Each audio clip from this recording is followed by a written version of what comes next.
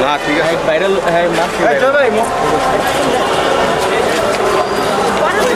গতকাল খুব ভোরে শিল্পপতি জসিমউদ্দিন মাসুদের লাশ পাওয়া যায় ব্রিজের কাছে, কাশপুর ব্রিজের কাছে পূর্বাচলে 7 খণ্ড লাশ পাওয়া যায়। আমার পুলিশ আমরা তাৎক্ষণিক এ বিষয় নিয়ে কাজ শুরু করি। গুলশান থানার একটা জিডিকে কেন্দ্র করে সূত্র খুঁজে আমরা এর মূল আসামি রুমা তাকে আমরা গ্রেপ্তার করি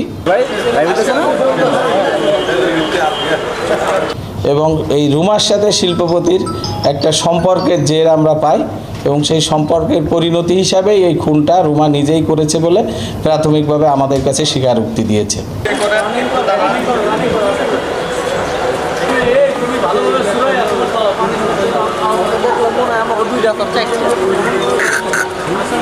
সার্কাস